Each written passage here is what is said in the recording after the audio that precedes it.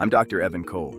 This channel is the neuroscience underneath human behavior, the mechanism-level explanation for why people do what they do, not what we project onto them from the outside. If this is your first time here, the archive is worth your time. Today, the neuroscience of emotional reactivity. Why some people are genuinely, neurologically difficult to provoke, what is structurally different about how their nervous systems process threat, and what the research reveals about how that architecture is built. You've watched someone do something that should be impossible. Someone came at them, hard, publicly, with the specific kind of aggression designed to humiliate, to destabilize, to force a reaction, and the person it was directed at did nothing. Not the nothing of someone suppressing rage behind a tightly controlled surface. Something different, something quieter and more complete than that. They looked at the person attacking them the way you look at weather, not as a threat requiring a response, as a condition, as a thing that was happening and would pass, and required nothing from them at all. And you noticed something strange in that moment. The aggressor became visibly more agitated. The louder they got, the smaller they seemed. And the person they were trying to destabilize stood there, completely still, and somehow became more present, more authoritative, with every second that passed. You have also felt the opposite of this. Someone said something, a comment, a tone, a look across a room, and before you had a chance to think about whether it deserved a response, your chest tightened, your heart rate climbed, and your body was already in it, already reacting, while your mind was still catching up. You didn't choose that. It happened to you. The reaction came first. The awareness of reacting came second. And the reasoning, the story you told yourself about why the reaction was justified, came last of all. These two experiences have the same explanation. And the explanation is not about character or discipline or the kind of person you are. It is about a specific architecture in the nervous system, an architecture that can be built, and one that, once you understand how it works, looks nothing like what you assumed it was. Let's establish what emotional reactivity actually is, not as a personality trait, but as a neurological function. Reactivity is the speed and intensity with which the nervous system moves from a neutral state to a threat-response state in reaction to a social or emotional stimulus. It is not the same as feeling things deeply. It is not the same as caring about outcomes. It is a specific measure of the threshold between stimulus and response, and how much the system amplifies the signal between input and output. A highly reactive nervous system has a low threshold and high amplification. A small provocation produces a large response quickly. A low reactive nervous system has a higher threshold and lower amplification. The same provocation produces a smaller response, or in some cases, no detectable response at all. What the research consistently finds is that this threshold is not fixed at birth. It is not simply temperament, though temperament contributes. It is a product of the nervous system's accumulated experience, the record of what kinds of stimuli have historically produced what kinds of outcomes. And it is, to a degree, the research is only beginning to fully characterize, modifiable throughout the lifespan. The person who appears impossible to provoke is not simply cold. They are not suppressing. They are not performing indifference. Their nervous system has, through specific experience and specific practice, built a response threshold that most people's systems have not. And the architecture underneath that threshold is precisely what we are examining today. The neurological center of emotional reactivity is the amygdala. Two small, almond-shaped structures deep in the brain's temporal lobes. The amygdala is the brain's threat detection system. Its job is to scan incoming information continuously, everything you see, hear, feel, sense, and flag anything that matches a stored template of danger. When it detects a match, it fires before the thinking brain has had a chance to evaluate the situation. Before you have formed a thought about what is happening, the amygdala has already initiated a cascade. Cortisol, adrenaline, elevated heart rate, narrowed attention, the body orienting toward fight or flight. This is the amygdala hijack, a term the neuroscientist Joseph Ledoux used to describe the process by which subcortical threat detection overrides the prefrontal cortex before conscious evaluation can occur. The prefrontal cortex is where reasoning lives, where context is assessed, where the recognition that this is a social disagreement rather than a mortal threat would normally happen. But the amygdala's pathway to the stress response is faster than the prefrontal cortex's pathway to the amygdala. Speed is the amygdala's primary design feature. In environments where threats were physical and immediate, that speed was survival. In environments where the threats are social, where a provocative comment is not actually a threat to your life, that same speed produces reactions that outrun the information required to calibrate them. Here is what the research has established about the people who appear least reactive to social provocation. It is not that their amygdala fires less. In most cases, it fires comparably. The difference is what happens next. Neuroscientist James Gross at Stanford developed what he calls the process model of emotion regulation, a framework that identifies the points in the emotional response sequence where intervention is possible. The critical finding is that regulation is not a single event, it is a process, and the most effective regulation does not happen at the level of expression, suppressing or managing a reaction that is already fully formed. It happens upstream. At the level of appraisal, the system's initial evaluation of what the stimulus means. People with low emotional reactivity do not react differently because they suppress better. They react differently because their appraisal system evaluates the same stimulus differently, often automatically, without conscious effort, in a way that does not assign it threat status in the first place. The stimulus arrives, the amygdala flags it, and the appraisal system, drawing on the system's accumulated experience of what this kind of stimulus actually produces, either confirms the threat assessment or downregulates it before the full stress cascade completes. The person who cannot be provoked is not one whose threat detection system never fires. They are one whose appraisal system has learned, through specific experience, to downregulate the threat assessment on a specific category of stimulus, the opinions, actions, and aggression of other people. This mechanism has been observed, without that specific terminology, across a documented historical record that spans more than 2,000 years. And what is notable about the cases that survive is not that the individuals described were emotionally flat or indifferent. They were not. They were people of intense conviction and significant internal life.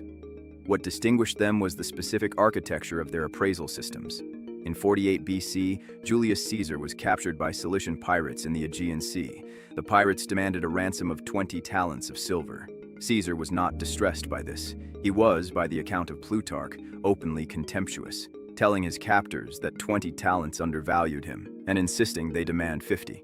He spent 38 days among them, composing and reciting poetry, ordering them to be quiet when he wanted to sleep, and calmly informing them, in a tone reportedly entirely free of anger, that once he was free, he would return and execute every one of them. They assumed this was the performance of an eccentric hostage. It was not.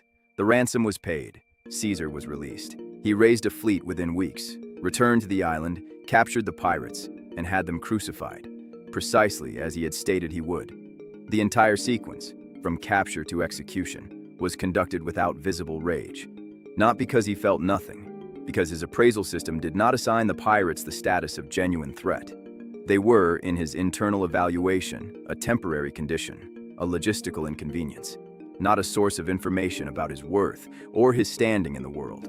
What the neuroscience would now describe as low appraisal of social threat, Caesar experienced as a simple clarity about what other people's behavior meant and did not mean about him. The research identifies 3 specific components of the appraisal system that differentiate high and low reactive individuals, and that together constitute what we might call the architecture of non-reactivity. The first is identity stability, the degree to which the person's sense of self is anchored internally, rather than contingent on external validation. When identity is internally anchored, social provocation, insult, criticism, aggression, contempt does not carry information about who the person is. It carries information about the state of the person delivering it. The appraisal system categorizes the stimulus as other-generated noise rather than self-relevant data. The threat assessment is downregulated before the cascade completes because the amygdala's threat template, built around stimuli that are genuinely self-threatening, is not matched. The second is what researchers call outcome independence, the degree to which the person's emotional state is decoupled from outcomes they cannot control. Psychologist Stephen Hayes, in the research underlying acceptance and commitment therapy, identified that much of emotional reactivity is driven not by the stimulus itself, but by the person's relationship to the gap between what is happening and what they believe should be happening. When that gap is experienced as intolerable, when the world not conforming to the internal model is registered as threat, reactivity is high. When the gap is experienced as simply the condition of reality, the threat registration drops dramatically. The third is what neuroscientist Antonio Damasio called somatic marker recalibration, the process by which the body's learned emotional responses to specific stimuli are updated through accumulated experience of those stimuli not producing the predicted outcome. The nervous system learns what to be afraid of through experience, and it unlearns threat associations the same way, through repeated exposure to the stimulus without the predicted harm. Each time a social provocation arrives and the predicted damage, to the self, to the person standing, to their fundamental security, does not materialize, the somatic marker associated with that category of stimulus is weakened. The body gradually stops treating it as a signal worth escalating. The external image of someone who cannot be provoked is stillness. Measured speech, a quality of presence that seems to expand rather than contract under pressure. What the research reveals about the internal experience is more precise and more instructive than the external image suggests.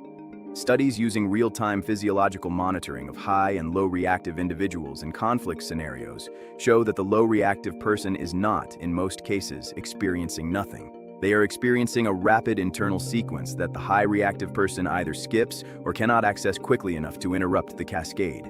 That sequence, in the moment of provocation, proceeds roughly as follows. The stimulus registers. There is an initial physiological response. The amygdala is not silent. But before the cascade fully develops, the appraisal system runs its assessment. What is this stimulus actually? What does this person's behavior tell me about their internal state? What does it tell me about mine? What category of event is this? Something that warrants a response, or something that simply requires observation? In most provocations, social aggression, contempt, deliberate baiting, the low reactive appraisal system categorizes the stimulus as information about the other person rather than threat to the self. And that categorization, running faster than conscious thought, changes the emotional output of the entire sequence. The person doesn't feel nothing. They feel something more like the mild, cool curiosity of someone watching a process they have seen before and understand. And from that internal position, not from suppression, not from performed indifference, the stillness that looks so striking from the outside is simply the natural expression of a system that is not in a threat state. The research on reactivity modification is more developed and more optimistic than most people assume. The threshold at which the amygdala assigns threat status to social stimuli is not fixed. It shifts in both directions across the lifespan. The first mechanism is cognitive reappraisal training, generating alternative interpretations of provocative stimuli before the emotional response has fully formed. The research shows that practiced reappraisal gradually recalibrates the somatic marker associated with that category of stimulus. Eventually, it becomes automatic. The second is regulatory consistency in the body. The vagal tone is one of the strongest predictors of emotional reactivity. Vagal tone is trainable. Slow, extended exhalation, specifically the physiological sigh, is the most rapid available intervention, and sustained practice modifies the baseline tone over time. The third, and the most structurally significant, is identity consolidation. The research is consistent. The primary vulnerability to social provocation is an identity that is contingent on external validation. When who you are depends on what others think of you, their aggression carries genuine weight. It is data relevant to your self-concept. Identity that is internally anchored, built on a stable relationship with your own values and your own assessment of yourself, removes the mechanism by which social provocation achieves threat status. Not because opinions are suppressed, but because the appraisal system accurately classifies them as information about the person holding them, not as information about you. The person who cannot be provoked is not colder than you. They do not feel less. In most cases, the research suggests they feel with considerable precision, including the initial register of a provocation's arrival. What is different is the architecture that processes what happens next. The stillness you observe in someone who absorbs aggression without reacting is not a performance. It is not the product of suppression. It is the output of a nervous system that is learned, through specific experience, through the gradual recalibration of its appraisal system, that a specific category of stimulus does not mean what it appears to mean. Someone's aggression is not information about your worth. Someone's contempt is not data about your standing. Someone's deliberate attempt to destabilize you is, at the level of the nervous system that has learned this, simply a display of their own internal state. And displays of other people's internal states, once the appraisal system has filed them correctly, do not require anything from you. Not a response, not a defense, not the expenditure of any neurochemical resource. The reaction you could not prevent last week was not a moral failure. It was the output of a nervous system running an appraisal it had not yet learned to recalibrate. The architecture can be built.